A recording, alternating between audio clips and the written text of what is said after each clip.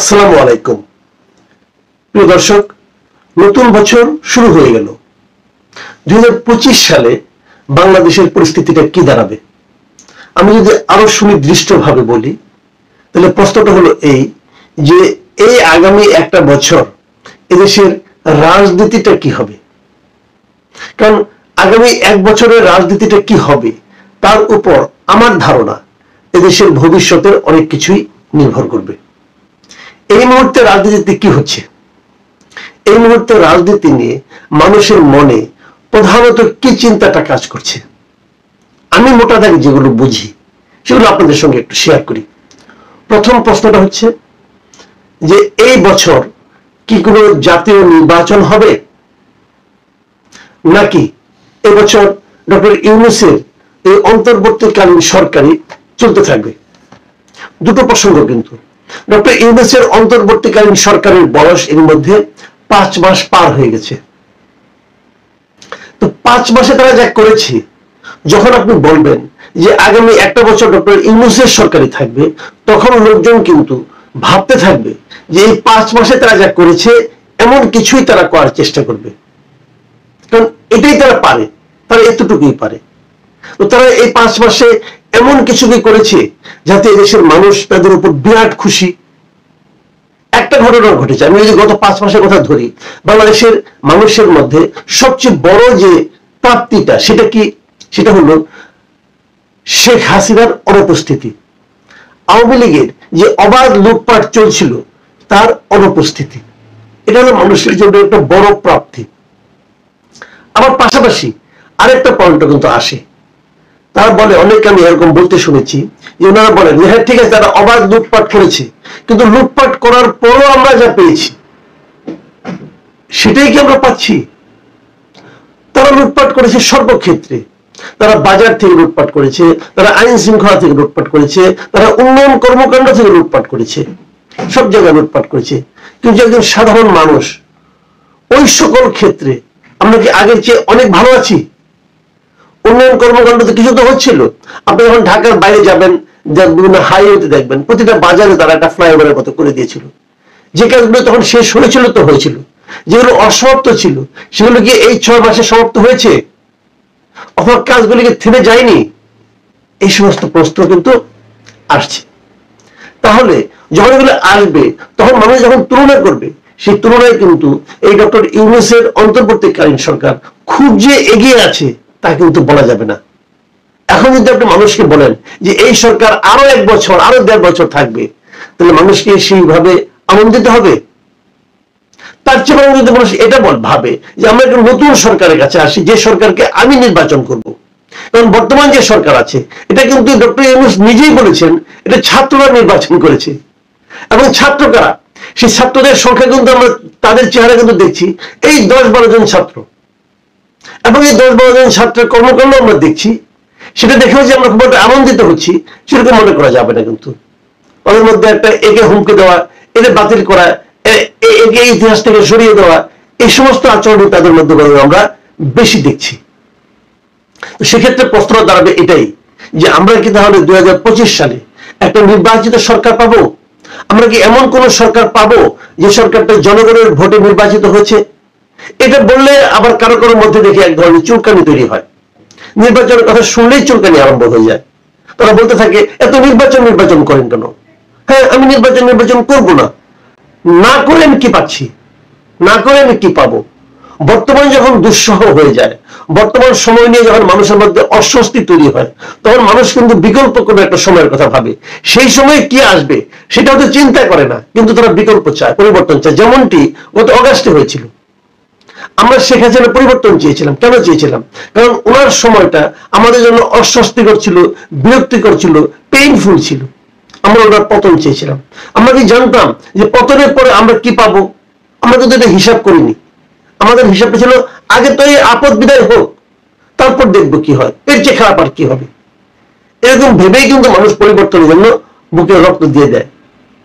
সেরকম পরিবর্তন আমরা পেয়েছি, কিন্তু পরিবর্তনের পরে কি পেলাম এই প্রসঙ্গটা কিন্তু এবছর আমি ধারণা করি যে বারবার মানুষের মধ্যে আলোচিত হবে। আমি অনেক মানুষকে দেখেছি তারা কিন্তু আগের মতো সে উচ্ছ্বাস প্রকাশ করছে না। মাত্র 6 মাসের মাথায়, 6 মাস যায়নি, 5 মাসের মাথায় এরকম একটা সরকার, যে সরকারকে আপনি সরাসরি দুর্নীতিবাজও বলতে পারবেন না, 5 দিন নিয়ে মানুষের মোহভঙ্গ কেন হলো?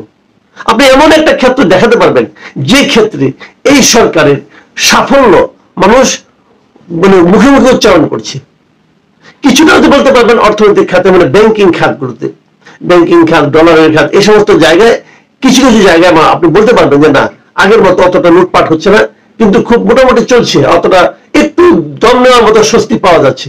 কিন্তু আর কোন ক্ষেত্রে আপনি বলতে পারবেন? পারবেন না। তাহলে কেন মানুষ আনন্দিত হতে থাকবে? থাকবে না। এখন নির্বাচন একটা হবে, আমি ধরে নিচ্ছি এটাই আমাদের সেই নির্বাচনের বছর, এবং আমি নিজেও মনে করি ডক্টর ইউনূস যে কথাগুলো বলেছিলেন যে আগে সংস্কার করবেন উনি, তারপর নির্বাচন করবেন, এবং সেই সংস্কার উনি বলেছিলেন যে ওনার প্রত্যাশিত মাত্রা সংস্কার উনি করতে চান।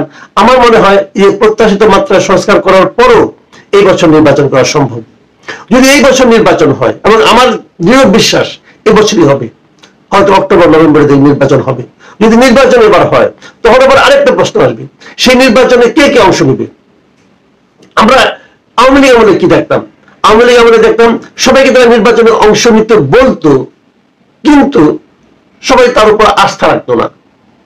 বিভিন্ন রাজনৈতিক দলগুলো আওয়ামী লীগের অধীনে নির্বাচনে অংশ নিতে চাইতো না। নিতে না চাওয়ার কারণ তারা আওয়ামী লীগের উপর আস্থা রাখতো না। তারা মনে করতো যে আওয়ামী লীগ সরকারের অধীনে নির্বাচনে গেলে পর তারা মানে আওয়ামী লীগ সব নিয়ে নিবে, হয়তো ছোট ছিটে ফোটা দিয়ে একটা দিবে, দিয়ে বলবে নির্বাচন হয়েছে। তার মানে তারা সারা দুনিয়াকে দেখাবে যে সকল দলের অংশগ্রহণে নির্বাচন হয়েছে, কিন্তু ওরা জিততে পারে নাই, মানে বিরোধীরা জিততে পারে নাই। এই কারণে বিরোধীরা, যারা নাকি প্রকৃতপক্ষে বিরোধী দল ছিল, তারা কিন্তু কেউ নির্বাচনে যেত না। তারপরে নির্বাচনটা একতরফা হতো। এখন আমরা কি দেখছি? এখন আমরা দেখছি যে নানা কারণে, নানা অজুহাতে বলি, নানা কারণে বলি, নির্বাচন থেকে কিছু দলকে বাইরে রাখার একটা প্রবণতা দেখা যাচ্ছে। যে তুমি স্বৈরাচার, তুমি নির্বাচন করতে পারবে না, তুমি স্বৈরাচারের দোষর, তুমি নির্বাচন করতে পারবে না। খালি এখনো বলে নাই যে তুমি স্বৈরাচারের দর্শক, তুমি নির্বাচন করতে পারবে না। আপনি নির্বাচন করতে দিবেন না কেন? এই জিনিসটা আমার কাছে একদমই ক্লিয়ার না। আপনি নির্বাচন করতে দিবেন না যদি আমি সহজ অর্থে ধরি, তার মানেটা কি দাঁড়াবে? যে আপনি নিজে ভালো করতে চান, অথবা আপনি নিজে মনে করেন যে অমুকে নির্বাচনে এলে আমার জন্য সমস্যা হবে, অতএব ওকে নানা কারণে নির্বাচন থেকে দূরে রাখার চেষ্টা করতে হবে। এই যে প্রবণতাটা, এই প্রবণতাটা কি গণতান্ত্রিক বলবেন আপনি? আপনার যেটা পছন্দ না, সেটা সবারই পছন্দ নাই হতে হবে, এটা আপনি কেন ভাববেন? এবং এই ভাবনাটা আমি দেখছি যতই দিন যাচ্ছে তীব্র হয়ে দেখা দিচ্ছে। অমুকের রাজনীতিকে, অমুক দলকে, যেমন আওয়ামী লীগকে অপ্রাসঙ্গিক করে দেওয়া হবে বাংলাদেশে। এত উদ্ধত কথা একটা লোক কি করে বলে? একটা দলকে অপ্রাসঙ্গিক বানিয়ে দিবেন আপনি? কে আপনি? আপনাকে এই অথরিটি কে দিয়েছে? কেউ দেয়নি। এই কথা যদি ডক্টর ইউনূস বলতেন, তবুও আমি বলতাম এটা ওনার বলার অধিকার নেই।